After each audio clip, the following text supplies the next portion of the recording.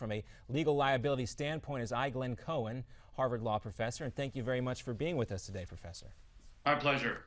All right, those are some very strong statements coming from the VFW. We've talked about the emotional aspect of this story. And as the scandal is starting to cause infighting within the ranks, do you think, or what do you see happening next, actually, in the legal process? Could there be a class action lawsuit against the VA hospital system? Yes, there could be, although there are some challenges to bringing it in that form. So the main vehicle for bringing a lawsuit here is a statute known as the Federal Tort Claims Act. This is a general statute by which the government waives its immunity when you try to sue it for the action of a federal official or a federal department. So that is the lawsuit they would have to bring.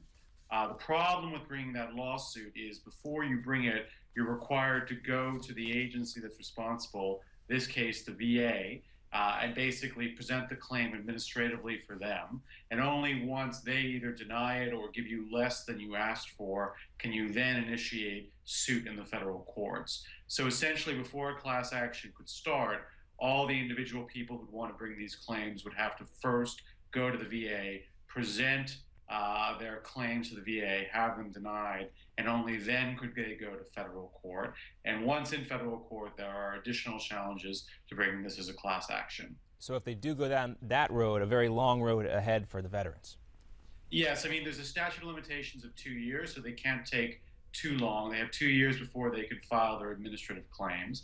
But once they do so, it has to be denied, which can take a while. And then at that point, in the federal courts, in order to bring a class action, you have to get the class known as certified. And this basically is a judgment by the court that to proceed as a class, as a group lawsuit, rather than a single individual lawsuit or a group of lawsuits, you have to pass through a series of procedural hurdles. And usually that determination can itself take a number of years. The other thing to mention is that there is a limitation on attorney's fees for Federal Tort Claims Act lawsuits.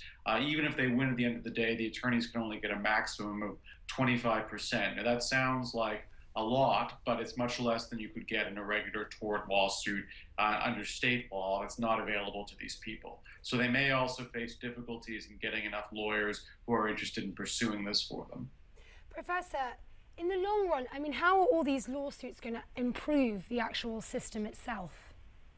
I mean, so there's a question whether it will. In general, the rap on medical malpractice lawsuits, quite generally, is it's very unclear what effect they have on improving the quality of care. So I don't know that we want to put too many eggs in this basket.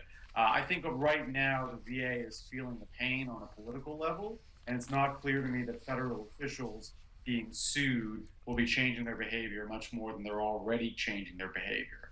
In many ways, the people who are the key decision makers in the VA, they're very responsive to these political pressures. And my guess is, in terms of changes of behavior and changes of VA protocol, they're much more likely to come first from the political process. And then these lawsuits will, if anything, be about compensating people who believe that they're injured. But they'll have to prove that they're injured. They'll have to show, for example, that had they not been put on a waiting list, had they gotten the care immediately, their loved one or the person would have survived or been healthier. And that itself has some formidable challenges. It certainly does, and it doesn't seem like there are any easy answers for the short-term or the long-term solution. But Professor, I want to move on to talk about a different topic as we leave the VA scandal there for a second.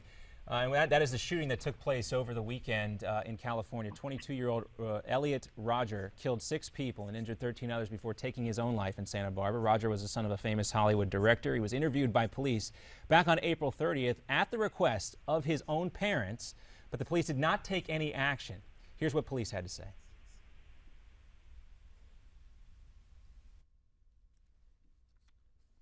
All right, so I don't think we have that soundbite from police here, but okay, let's go ahead and play it.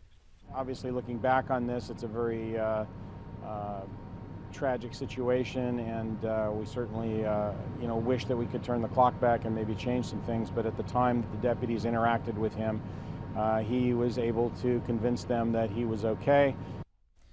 And so, Professor, I think what we see here are some of the challenges that come along with these. You know, the obvious question is, why could this not have been prevented, especially when the shooter's own parents called police on him here? And so another question this might pose is, so these victims here and their family members, they have grounds for a lawsuit. Can you answer both of those questions for us? Yeah, so the first thing to understand is my understanding is the police were called in. So in general, when you talk about a therapist and the like, there are two reasons to breach the privilege with someone you're treating. One is threat to themselves. You think they're a suicide risk. The other is threat to others. You think they're going to kill someone or do something bad to someone who's identified. My understanding is that the police were dispatched to this young man on his parents' insistence, largely on threat to self. They thought he might commit suicide, and that was the basis of the determination. Quite generally, when the police fail to do something, as opposed to do something bad, it's much harder to sue them. The Supreme Court, for example, has said that you can't sue under your constitutional rights when the police fail to take an abusive parent away from a child, for example. All right, well, Professor, we'll have to leave it there. Very complicated legal issues to discuss, and unfortunately, we've run out of time, so we'll have to let it go. We'll talk to you again, though, and we thank you for your insight on both of these issues. My pleasure. All right. Well, you hope for easy answers, Francesca, but in those two cases, it doesn't seem to be easy ones to go along with those. But we'll be back with more here on America's Forum. The discussion will continue after this break.